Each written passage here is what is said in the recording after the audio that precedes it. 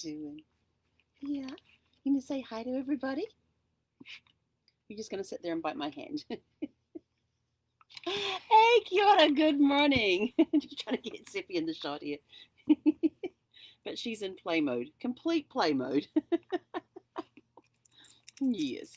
She's getting annoyed that everybody is outside and not paying her any attention through the screen door, of course. And now she's decided that my hand is good to gnaw. Well, hey, no biting.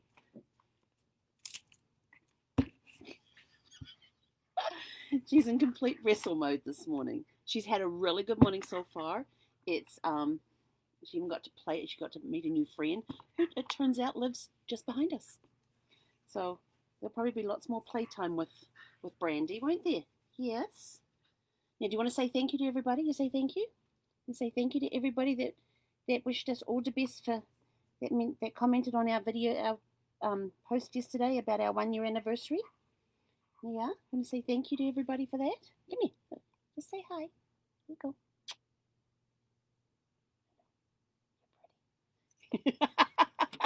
But we want to say thank you to everybody who commented on the post yesterday for our 1 year anniversary. It just blew us away with all the love and support that we got out there. So happy super fantastic sparkling tune up Tuesday. Somebody's now on the floor chewing on her bone. Excellent. Hope you're all having a super fantastic sparkling start to your day. I'm a little thrown off because Zephy decided to come up and wrestle as we were going live. But hey, that's life. Things come up and knock you out of balance or knock you off the path or whatever it is, but that's okay. You know, we're thrown these obstacles, these struggles, these challenges along the way to help us learn, to help us grow, because as we learn and grow, as we face these challenges and we figure out how to get around them, over them, under, through them, we find the right people to help guide us through. Remember, people come into our lives for a certain reason. Some people are in our lives for a short amount of time. Some people are in our lives for a lifetime. And those are, and you know, no matter what time you're going through, they're there to help guide you through down the path. You may meet somebody who has been where you've been in that position. They've had a spouse that's passed away. They've lost their business. They've been in their up to their eyeballs in debt. That sort of stuff. They may be they got fired from their job. They got laid off. Whatever the challenge is, you are not alone in your challenge. There is somebody out there who has been through what you are now going through, and they are willing to help guide you down that path so you can find your way. You will come across these people at the right moment. People are put into our lives for a reason. And so as you come across these people, they will help you make those little tweaks and changes, help you with the mindset so that you know that you are not alone, that you have a support system in place, whether you know it or not. Trust me, 13 years I've been going through all sorts of different challenges and ups and downs, and you know, with Brad with his cancer journey, moving, Brad's passing, having to figure out who I am, buying an RV, go traveling around the country. There's been a lot of challenges along the way, a lot of stuff that I haven't told you guys about, some of the struggles and stuff. They'll come out one day, but just not right now, because some stuff still a little on the raw side. Some stuff I'm still going through, but there are people that are put into your life at a certain point in time to help you through a process, to help you process what you're going through. And this is where the tune-up comes in. It's being open to those coming into your lives to help you. Because as we go through the struggles and the challenges, we learn, we grow, we stretch. Yes, we get kicked out of our comfort zone. I don't know. I really don't know what a comfort zone is anymore, because I haven't lived in one for eons. Casey gave me a boot out of it years ago, and I have no idea where it is anymore. It's somewhere around. I'm not going to find my way back to it, because then when you get into your comfort zone, you get complacent, things start to slide, and you end up into stress. With a lot of stress, you end up into a lot of challenges coming up. So if you keep outside the comfort zone, you're always tweaking and changing and tuning things up, and making changes along the way to help you stretch and grow, but to also help you overcome the challenge that you're currently going through. So that's what tune-up is all about. It's making those little tweaks and changes. Sometimes the tune-up is a major job. Just think of it like you take your car to the mechanic for a chew-up. Don't know where the brain had gone there. You take your car to the mechanic for a tune-up. Sometimes it is just a regular maintenance. Sometimes there's little tweaks and changes they have to make. Sometimes there is a major problem because maybe it's been a while since the last tune up, or maybe there's been some road conditions that you've been over that have shaken things up a little bit. Maybe there's some wear and tear, like belts need replacing, filters need replacing.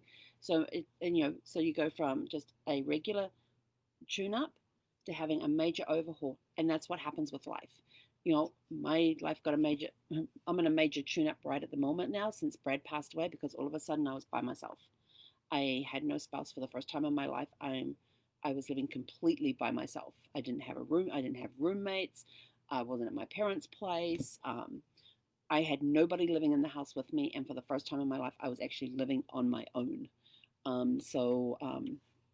And then I realized later on that the reason Brad had spent so much time in hospital, one of the reasons that Brad spent so much time in hospital for the 87 days, was to get used to the fact of going home was slowly getting me used to the fact of going home to a house that was empty, but also giving me a purpose every day to leave every day and come back again. Because after he passed away, it was a struggle to leave the house. It really was. And that's one of the reasons I'm so grateful I have Zeffy in my life right now, because before Zeffy came along, at times it was hard for me to leave the RV. I won't lie about that. It was hard for me to leave the RV. I was in here. I was comfortable. I was in my little cocoon, and yes, I would go tripping around the country. I'd go explore things, and which was great. But I got too comfortable, I guess, being in the RV. Or I've always been an adventurous person. I've always had that independent spirit, but for some reason, but I'd always have people to go with and all of that. So, um, you know, being by myself and having to go exploring and everything else, yes, it was great. It was a lot of fun. But when Zeffy came in my life, it made it so much easier to go out, because at least twice a day we go for a walk. More often than not, we're out more than twice a day. There's days now that we go sit outside because the weather's turned nice. It's not sticky hot, or it's not even just hot. It's nice, beautiful weather out there right now. I think we're in the high 70s today, or low 80s. Actually, I think it's the mid 80s we're going to today. So there'll be a time that we go and sit outside, and it's a great time to get off the computer. And I just started my genealogy course, and of course they gave us the textbook electronically.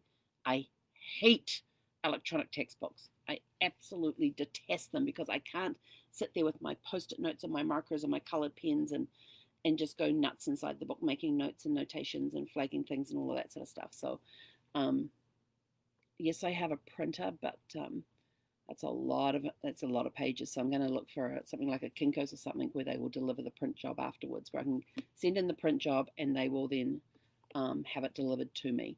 So I'm going to look for that today to get the textbook printed, along with some more forms and things, because I'm running out of some of my genealogy forms. So I'll get some of those, get a bulk print done on those as well, so that I have them, because we've got some cool stuff coming up. Yay! So it's just making those tweaks and changes. We're living in different times, but it's sort of like, yep, we're living in different times, but you adapt. You make those little changes. You do those little tune-ups, and to adapt to the new conditions and things. And I can't wear masks. I don't have a vehicle to go anywhere. If I get a Lyft or an Uber, I'm required to wear a mask. That ain't going to happen. So, what changes do I really need? What is it that I need, and how can I get it to me? Thankfully, there are people who have mobile pet services. So Zeffy will be getting a bath sometime in the next week or so. Because me trying to give her a bath, yeah, that ain't going to happen anytime soon. I would rather let somebody else deal with that, and especially the trimming of her nails. I will not, yeah. Her first experience was so traumatic that she wouldn't let me touch her paws for like about 6 weeks afterwards. Yeah, every time I touched her paw, she'd just like pull it away, and she'd actually run away. And so I'd actually have to be holding her and just touch her paw and talk to her calmly, as I would stroke her paw and just say, everything's okay, we're all okay. And now she's fine with me touching her paws. But it took 6 weeks before she wouldn't run away from me when I tried to touch her paws. I mean, she'd run away with me even if I attempted to touch her paws. But now we've gotten used to that again.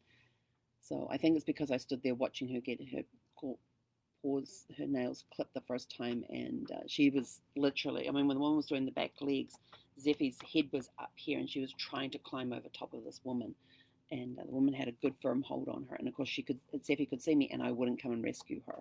So I have learned that when it's time to get her paws clipped or have a bath or anything, walk in, leave her there, and walk out. So thankfully we have mobile pet services, so we will be calling those to come and give her a bath and trim her nails up and all that sort of cool stuff. So, look at things, and every time you make changes in something, that's a tune-up. So what is it that you need in your life to give you a tune-up, to help you through a challenge that you're going through, to help you through a stressful time? Maybe if you're going through a stressful time, a tune-up might be just sitting down in a quiet space and just closing your eyes and concentrating on your breath. You don't have to meditate or anything. It's just close your eyes and take some slow, deep breaths. In for the count of 4, hold for 2, out for the count of 4. There is a great app that I use. It's called Calm. I love this app. They have all sorts of things on there. They have guided meditations. They have different nature sounds that can help soothe you. They have different music stuff that you can play in the background. They have a little breathing thing that goes around in circles so that you can, actually that's what I should do one day with this, is see if I can quickly, see the first thing it says when you get into this, listen to this. I don't know if you guys can hear that.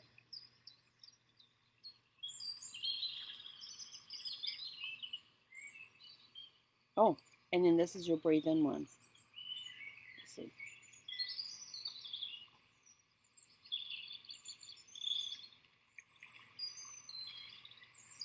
If you want to relax,